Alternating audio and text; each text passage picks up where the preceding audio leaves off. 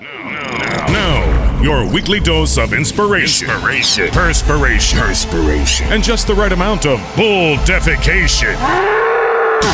The Get You Some Radio Show with your host, the Vice President of Making Shit Happen, Terry Lancaster. Microphone check, 1 2 1 2. Greetings and salutations. What up, yo? Welcome to another episode of the Get You Some Radio Show. I am your host, Terry Lancaster. And man, have I got some kind of week going on this week. Now, I know not everybody's going to be watching this live. I know not everybody's going to be watching it the week it comes out. But this week in Nashville, first of all, tomorrow, Monday, we have the eclipse. First time in like 100 years, we've had a total eclipse past the entire continental United States, and it's going dead smack through the middle of Nashville, Tennessee. So there's like 400,000 people who have come in from out of town to watch the eclipse tomorrow on Monday. So that's a big deal. That's going on. Just moved my youngest daughter into college at the University of Tennessee on yesterday. This is Daddy's baby, Daddy's little girl, and she's off at college now. So that's kind of a big deal. My older daughters, they got stuff going on too. My older daughters there, one of them starting a brand new big girl job. She starts on Tuesday as a kindergarten teacher. It's a full-time job with full-time money and full-time benefits. So Daddy's pretty happy about that. I got another daughter. She's starting a real job this week too. She's starting a pretty good job. So everyone's excited. Everyone's got new beginnings going on. I've got new beginnings going on this week because I have a brand new book coming out this week. This will be my second book. I'm going to talk to you more about that in a minute. That's coming out this week. And also later this week, on Saturday of this week, I will hit my 1,000th day in a row running every day. Every day I run at least 1 mile, and I have done so for the last 1,000 days. So big week. But in the immortal words of one of the great philosophers of our generation, Mr. Ferris Bueller, he says life goes by pretty fast. If you don't stop every once in a while just to look around, you might miss it. Today's guest on the show is going to help us learn how to look around so we don't miss life. Bruce Langford is from Mindfulness Mode, and we're going to talk about meditation. We're going to talk about mindfulness. We're going to talk about focus, and we're going to talk about flow. Now, of all the things I've done, people get the strangest idea about me. I'm a redneck from Nashville, Tennessee. I play ice hockey. I'm a middle-aged white dude, and I meditate. So everyone gets this crazy idea about meditating, that you have to climb up on a mountaintop and you need magic carpets and you need to light candles and incense and you need to be a yogi or a Hindi or any of these other words that I don't even know what they mean, but you don't have to be any of that stuff, because meditation isn't about the mountaintop. It isn't about there and then. Meditation is learning to help you here and now. So if you've watched the show, if you're a regular viewer of the show, you know what I've told you, that the Get You Some Radio Show is about creating health, happiness, and prosperity. And I believe with every fiber of my being that there are two central things that are greater than all other things, two keystone habits that can help you create health, happiness, and prosperity in your life. That's exercise and meditation. I exercise every day and I meditate every single day. At least I try to. Because if you can get those two things in focus, it can allow you to improve other areas of your life. And now Bruce is going to talk a bunch about why you should meditate and how you can meditate and exactly what meditation and mindfulness means. But I want to tell you what it's meant to me. I started meditating several years ago, and meditating, it helped me quit drinking. I drank for 35 years, and I haven't had a drink in 5 years. And one of the reasons that I've been able, I think, to quit drinking when I know so many people struggle when they try to quit drinking is because I've meditated and I've learned to separate in my mind the thoughts and urges that I have from the things that I actually want and need. I don't have to go out and have a drink just because I think I want to go out and have a drink, just because I think I want to go out with the boys and have a good time, just because I want to think I need to be entertained and I need to create more happiness and I need something now. Just because I think I need those things, just because those thoughts are in my head, I don't have to act upon them. And that's allowed me not to have a drink in 5 years, which has been a huge deal in my life. It's allowed me to exercise every day. I'm still not a picture of health. I don't have 6-pack abs, and I'm not running any marathons, and I run slower than a herd of turtles through peanut butter in December. I am slow, but I run every single day. And every single day when I get up and I put on the shoes, my mind is telling me all the reasons I shouldn't go run today. It's the middle of August, and man, it is crazy hot this week. Let me tell you, it is super hot. So my mind's going, man, you don't need to go run. It's hot today. It is hot today, man. You're gonna sweat. It's icky. You're gonna be miserable. You don't want to go out there. And when I start putting on the shoes and I go out there and I start and my legs start aching. Go, man, you don't need to run today. Every time that first half mile is always the hardest. So anyone who tells you anything, starting is always the hardest part, and especially for running. That first half mile, every day when I go run a half mile, I'm thinking of all the reasons that I should just stop, that this is miserable. Before my adrenaline gets kicked in, before my momentum gets going, before I get in the flow, for the first 5, 6, 7 minutes, I'm just absolutely miserable. I'm not sounding like a great advocate for running, but meditating has allowed me to recognize all those thoughts for exactly what they are. They're just echoes that are bouncing around in my head, echoes of thoughts I've had before, echoes that for some reason I'm thinking, and just because I'm thinking them doesn't mean I actually have to act upon them, that I can push past them. I can see those thoughts. I can recognize those thoughts. I can understand that I'm having those thoughts, but I can still keep doing the thing that I need to be doing, and that's running. So I run every day, no matter what my brain is telling me. That's what helped me write the book. It helped me write the first book better, and it helped me write the second book, Unstuck, with my collaborators on that, because it helped me get into the focus and get into a flow. Whereas I've been writing all my entire life. I write radio spots, and I write 90 words at a time. So putting 50,000 words together into book form, that seemed like a monumental undertaking. And every time I would start, other thoughts would pop into my head. I could think about other things I could be doing. I could go have a drink right now, But meditating helps me push aside the thoughts that I don't want to think those thoughts right now, and I want to focus on sitting down and writing these 1,000 words that I need to write today. Meditation has improved every single relationship in my life, from a relationship with my wife, to my relationship with my kids, to my relationship with my business partners, with my friends, with my teammates. It has improved every single relationship because I had this problem my entire life too. I was never a big emotional person. I didn't necessarily act on things or get into arguments or never wanted to throw stuff. But I would get angry, and I would hang on to that anger for weeks. And I don't know who else does this. I don't know if I need psychological help or not. But I would, and then after I would have an argument, the thoughts and the argument would just replay over and over and over in my head, and I would come up with the perfect comeback. I watched an episode of Seinfeld just last week where George Costanza has had the exact same thing. He got into an argument, and then an hour later, he thought of the perfect comeback. And he spends the entire episode trying to recreate this argument with this person so that he can come back with his perfect comeback. And that's what I would do in my relationships. I would have the arguments over and over and over in my head. I think of the perfect way to convince them to my way of thinking, because it was all that I could think about it somewhere, and I would just obsess on this.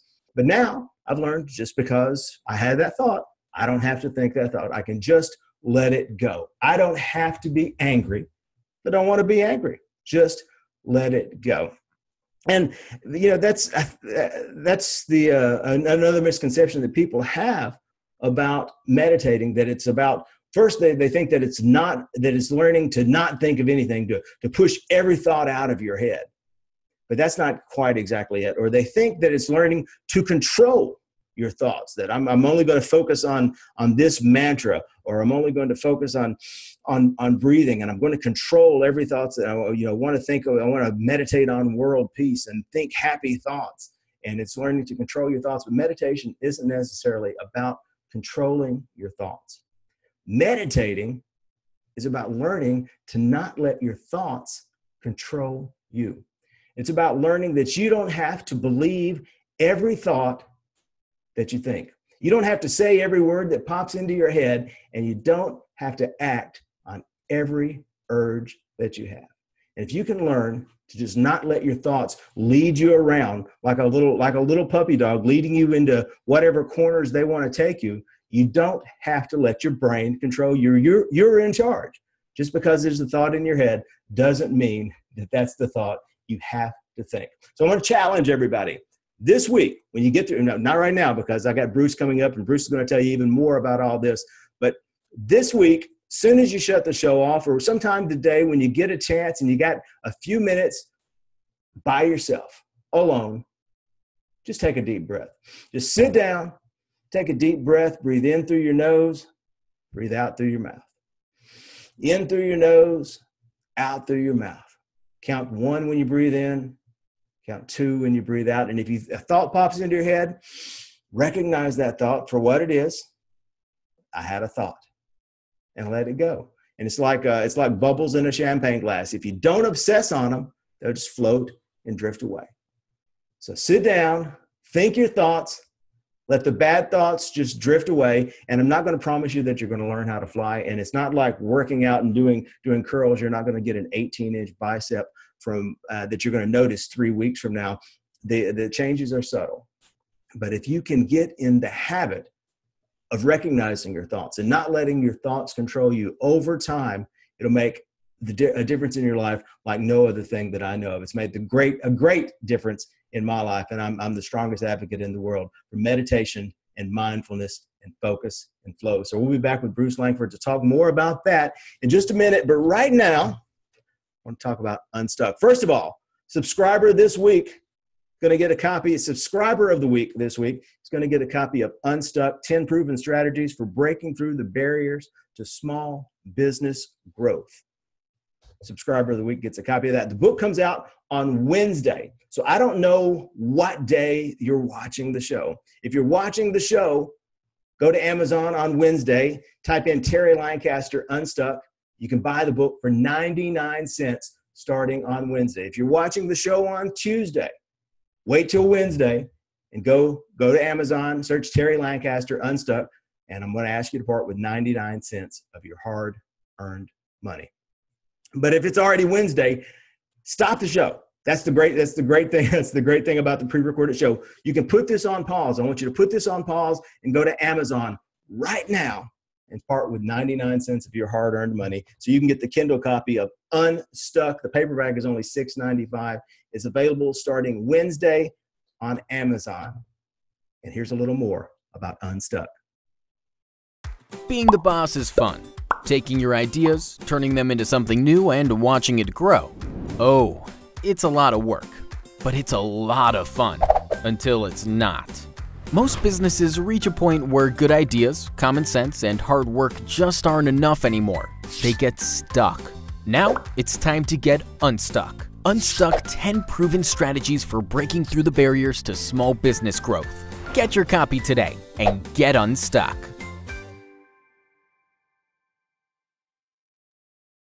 Hey, everybody. Welcome back to the Get You Some radio studio. Terry Lancaster here.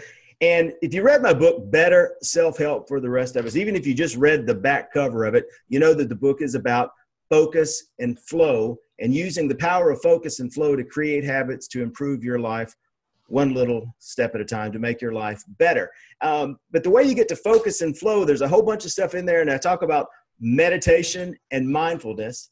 And today I have a mindfulness coach, trainer, and expert on the show to help talk to us about getting to the state of focus and flow, about training our brain to help us get more stuff done, and sometimes to get less stuff done, because sometimes to get more, you need to do less. But Bruce Langford from Mindfulness Mode is our expert today. Bruce, how are you? I'm great, Terry. Thanks so much for inviting me on the show. I'm really looking forward to it. I'm super happy. So tell everyone a little bit about your background. How do you get to become a mindfulness expert, coach, and trainer? How did you get here?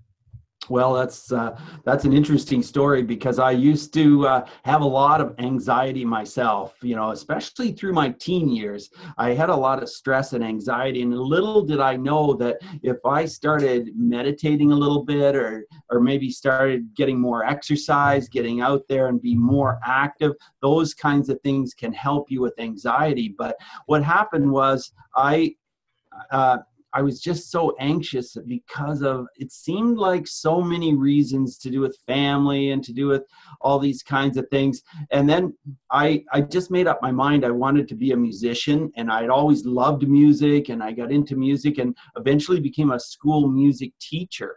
And when I was a teacher, I really enjoyed it, but I noticed that a lot of kids were getting picked on and nothing was done about it. They were getting bullied and nothing was done. Like, even if I talked to an administrator, they'd say, oh, well, don't worry about it. It'll take care of itself.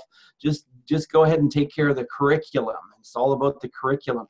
And so I noticed one individual student who was getting picked on something terrible. He was in 7th grade, and I talked to him, and I tried to help him and counsel him.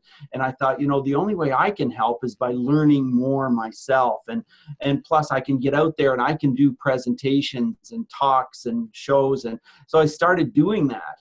And that kid made a video for me where I said, if you could speak, if kids in my audience can hear your voice, that could make a huge difference. And so I get out there doing all these presentations, and it wasn't long before I realized that, if kids can start to understand what mindfulness is, what it means to not be so concerned about the past and not be stressed out about the future, but to understand what it means to live in the present, then bullying starts to have less emphasis in their lives. It starts to, take more of a back seat because they're not so stressed out about what they think might happen. So I got so much involved in meditation and mindfulness that I just kind of changed my direction slightly, and I just started doing talks about that and helping kids and adults with that. And even when I do presentations on the topic of bullying, I talk a lot about the present and being mindful. So that's how I ended up here now doing all kinds of talks about mindfulness, and I have a podcast about mindfulness. And it's just amazing how many people reach back to me and say, it really helped me, the part you taught me about meditation. And I never knew that was something that could help me in my life to kind of eliminate stress.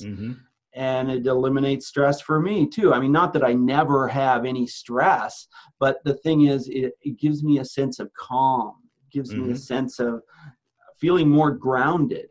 So I meditate every day, and that's what I teach. That's what I encourage, is that, you need to give your brain a break, a rest. Because our brains are so busy, social media does it, our life does it. We're living these fast-paced lives, and we need to give our brain a break, and that's what meditation does. Yeah, I tell you, it's funny. You train your brain by teaching your brain not to do anything, or actually to do less and accept what it is doing. I often have the conversation with people. I meditate every day, and sometimes I meditate for 10 or 20 minutes at a time, and sometimes I sit down to meditate for about that long, which is exactly what I did before I started the conversation with you today. Right. And so I had this conversation with people about meditating, and they go, "Oh, I can't get my mind to stop." So I hear that from everyone. So for everyone who ever asked me that question, how do you get your mind to stop? And I hear that from everyone too, Terry. And I think the whole thing is, don't even try. Don't think to yourself, I need to get my brain to stop. Just say to yourself, I'm going to give myself a break. And if your brain is thinking of all kinds of thoughts, that's okay. Just let them go. Like the leaves that float by on the river. I've got a river outside my window here, and the leaves and the sticks, they'll just float by. Just let them go. Don't be like, oh my gosh, I got to get that leaf. I got to get that stick. I got to stop that. I can't, and that's what we tend to do when we meditate. If we're beginners, we tend to think, oh, there has to be nothing. My mind has to be completely silent. And that's not true. Just let those thoughts go. And the less you try to control them, the more relaxed you'll start to be. Yeah. So, and the other thing I get is why. What are the benefits? What, it's like there's the old joke about the guy that climbs to the mountain to talk to the yogi to learn yoga. and he's doing yoga and nothing's happening. He isn't reaching nirvana. And finally the yoga master tells him, just shut up and do the poses. Quit trying so hard. So I think that's what I get with meditation from folks is they kind of expect something to happen. Like Dan Harris talks about, he was trying to learn how to fly when he first started taking meditation. What is it people should expect to happen? Not flying, I presume. Yeah.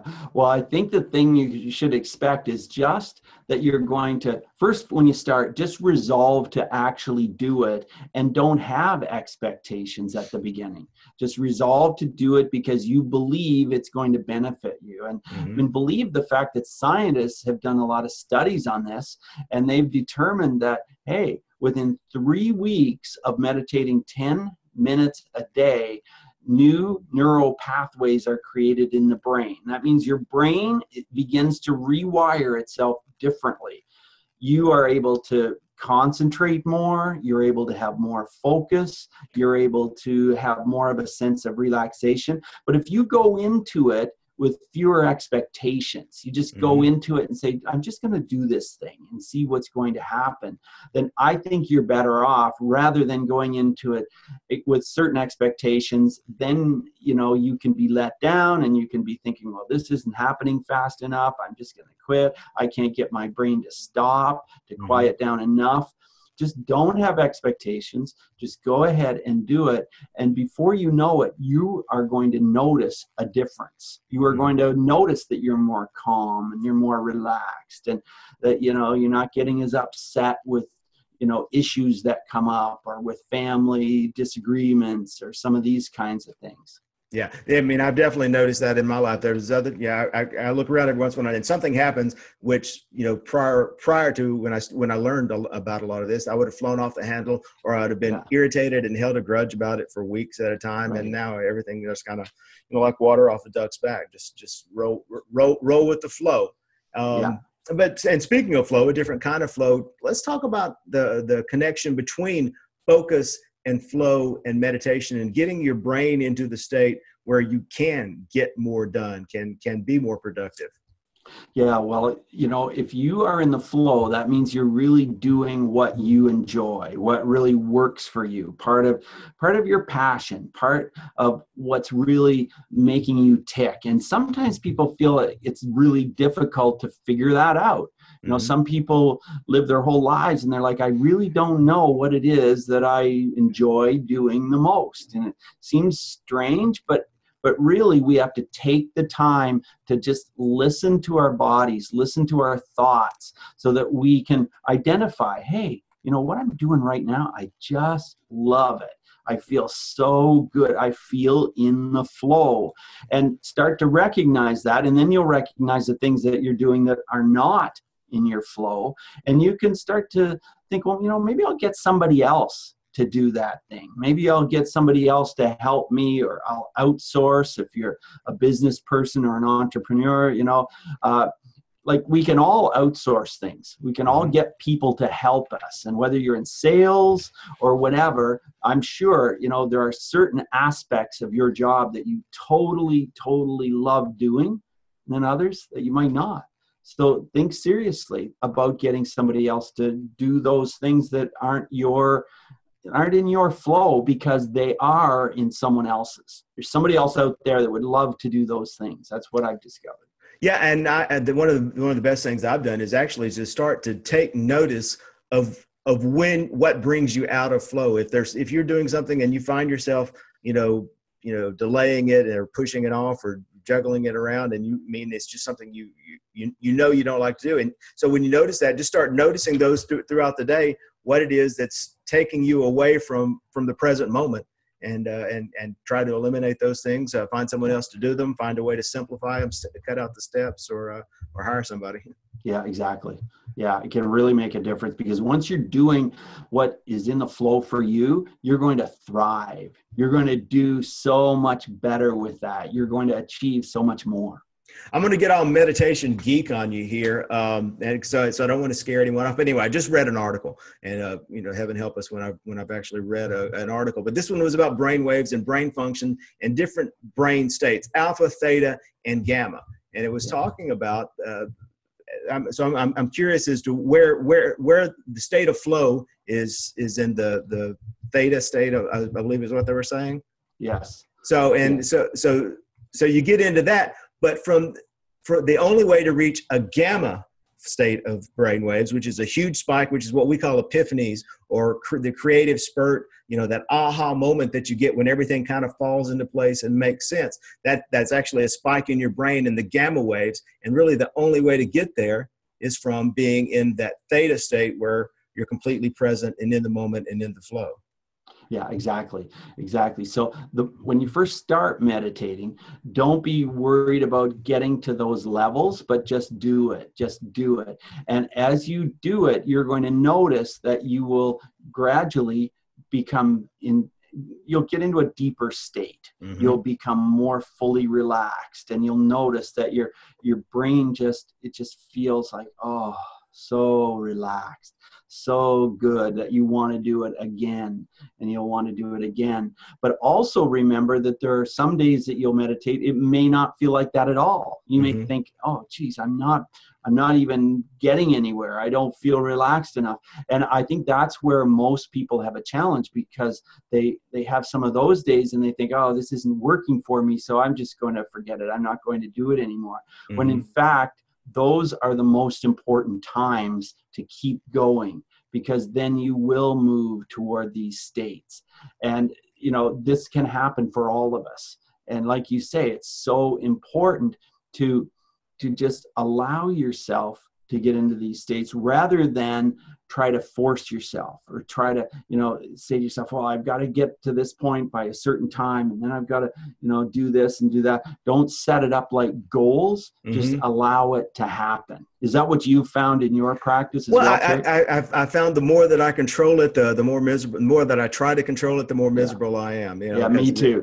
So I just kind of, some days you're feeling it, and some days you're not feeling it, and that's just the way things are, and that's the way that the days fall, and just keep doing it. Every day is going to be different, and every day is a chance to experience it in a slightly different way, and realize, okay, well, this is cool, but I'm always, I'm always on to that, and I'll come back again, because every time I visit the moment is different. Yeah. And I think when you're involved in sales work, there can be a lot of ups and downs. Mm-hmm. There can be a lot of ups and downs in lots of careers, lots of jobs. But, you might go for a spell and you think, man, I just haven't sold anything, or I haven't sold as much as I want to. I didn't sell as much as I did last month, or whatever it is. And then you may find that you're starting to beat yourself up. That mm-hmm. inner voice is starting to, say, hey, what's the matter with you? Hey, Bruce, come on, get with it. There's something wrong with you. And you got to be careful about that inner voice, because it can knock you down. Now, mm-hmm. basically, it's trying to protect you. It's trying to protect you from rejection, and trying to protect you from some of these challenges in life. But at times, we have to just plunge forward and let ourselves just not listen to that inner voice. Let it go. Not let that be part of where we're going, because that can absolutely sabotage your goals and your desires. And, you just have to let it go. Yeah. Well, and what I do is, especially in sales, if I'm about to make a big phone call, I'm about to go on a video presentation, I'm about to step on stage to deliver a speech, I always, I read something that snipers would do this, they would call the stop, look, listen, and smell. So just wherever you are, and if you're about to go in and you're about to have a big moment and you need to fully connect with here, stop, look, listen, and smell. Stop, take a deep breath, wiggle your toes, and just be here. And it really takes away a lot of the anxiety and the hecticness if you just kind of settled into your own skin. Oh yeah, for sure. And I know somebody who hired, I think it was an FBI negotiator to help her in her mindset and her business. And she realized that he had such an amazing sense of the present, mm-hmm. awareness, just like you're talking about. We need to let people like that help us. Yeah. Let them guide us sometimes, because living in the present and really being aware of, the sounds and the smells and just everything that's going on at any given time, it can really heighten your sense of awareness, for sure. Well, and in sales too, the more I try to do this. I mean, whether I'm in sales, even if I go into a grocery store and the counter's there, I try to make every action a human interaction and be fully present, talking to that person, making eye contact, being aware of what their emotions are, trying to really get in there. And if we're doing that with people that we interact with and people that we're doing business with, the more there you are, I think it's going to show up in your relationship, and it's going to show up in your sales. Yes. Yeah, absolutely. It will definitely. And, as you become more calm, you will start to notice, hey, you know what? I'm feeling happier. I'm feeling more relaxed. And it's true. Studies have shown people who are happier and more relaxed with their work achieve more. They do better. Yeah. Because it's that tension, that anxiety of not being relaxed that holds us back. And a lot of times we don't even realize it. So you can definitely, in my opinion, definitely achieve more because you're going to be more relaxed with the help of meditation. Just that regular practice. Now, the thing is, don't think that, you can do it once or twice and then it's going to help. And then maybe you'll do it maybe next week at the end of the week, you're having a bad day, so you do it that day. In my opinion, and in the opinion of many others, it needs to be a regular practice. You need to do it every day and just make up your mind you're going to do it every day, and it'll really, truly make a difference for you. Bruce, you and I just talked before we got on the phone. Today will be my 899th day in a row that I've ran at least 1 mile. So I've started this streak to make running part of my daily life. And so I actually got this little app that I use that has that you can keep up to 4 streaks on it. So I've started keeping track of a few other things that I want to do daily, and I don't have them up to the 899 number, but one of those things is to meditate every day. So I really encourage people to do that. If this is something you want to start thinking about, to start trying to make a spot in your life every day for a brief session, just a brief moment of mindfulness. So let's give the listeners, our viewers, salespeople and entrepreneurs and chiropractors and dentists and folks who kill what they eat, folks whose living depends on them being productive and successful and in flow every day. What's one thing that they can start doing today? How can they put this into action in their life? The first thing is notice your breath. Just stop wherever you are and just notice as you inhale, notice the feeling of the air going into your nostrils. Just notice it and don't even pay any attention to anything else at that moment.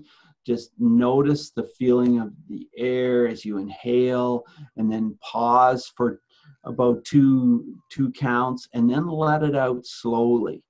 So start with the breathing, start noticing. Somebody I talked to the other day said, you know what? I never paid any attention to my breathing. I never noticed it. And, I'm not saying change your breathing. I'm not saying, become, this person is, you're always trying to breathe deeply or anything like that.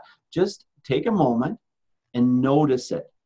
And as you do that, then if you decide to take that first step, and like maybe in the morning when you get up, the second or third thing you do, you just sit down and you think, okay, I'm going to have a quiet time for a minute and I'm going to meditate, and start with what I'm saying, the breath.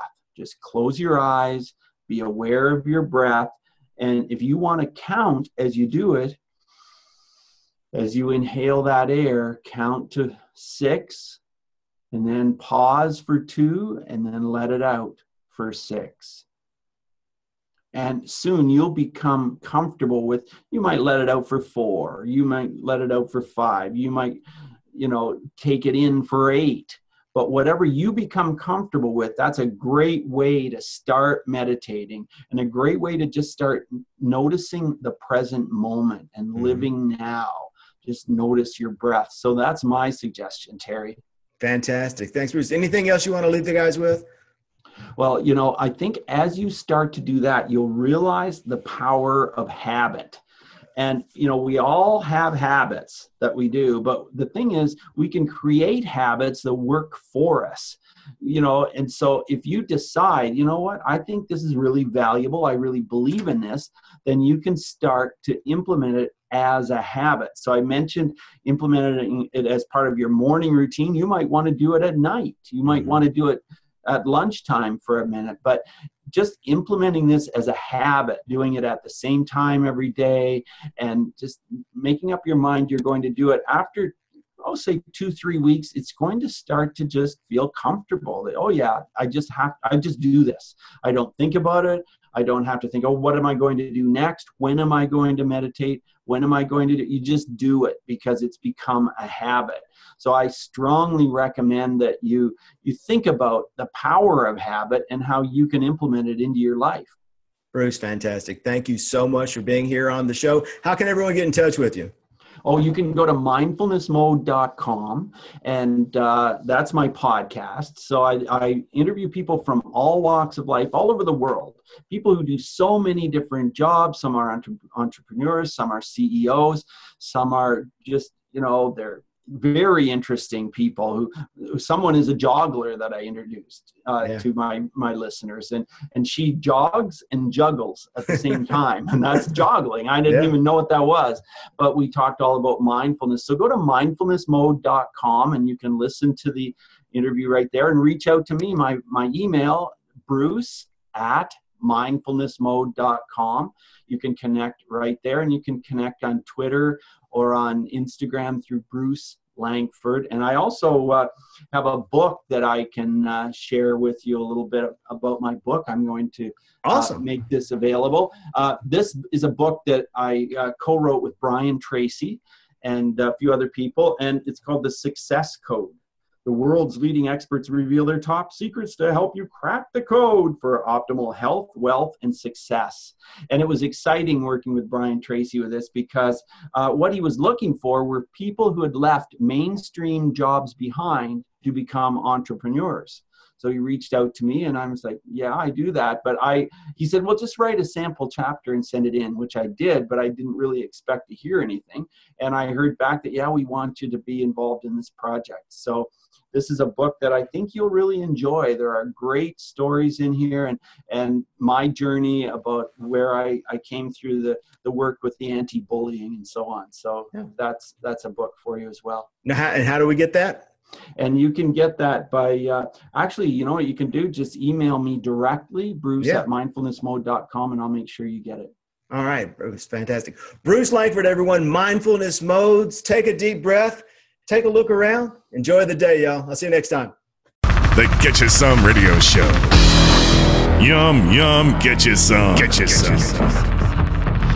That was fantastic. Literally, I can just watch that all day long. And Bruce has such a way of just bringing everyone down, and such a calming influence. I'm like a hyper chipmunk when I start talking. I'm going every which direction. But Bruce is just centered and in the moment and here and now.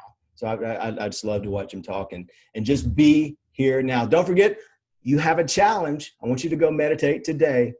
Breathe in, breathe out. Breathe in, breathe out. Count to 10, in through your nose, out through your mouth, and just let your thoughts come and go. I want you to try that. Try to get into the practice. And I want you to go to Amazon and get the book, Unstuck, starting Wednesday. Unstuck, 10 Proven Strategies for Breaking Through the Barriers to Small Business Growth, starting Wednesday, August 23rd at 6:17 a.m. to be exact is when it goes on sale. 99 cents for the electronic book and $6.95 for the paperback book, and that's on Amazon. You can find it. Type in Terry Lancaster Unstuck, and then tune in next week. I'm going to have my buddy Tom Coates on the show, and Tom is the driving force that put this whole thing together, starting with the Unstuck Conference in Nashville, Tennessee, and now Unstuck the book. Be sure to tune in next week for Tom Coates. I'll see you then. Get You Some Radio. You've been listening to the Get You Some Radio Show. Subscribe today at terrylancaster.tv to hear more episodes, win valuable cash and prizes, and get free training to help you create an army of buyers who know, like, and trust you before they've ever even met you. It's a big, wide world, boys and girls. Get out there and get you some.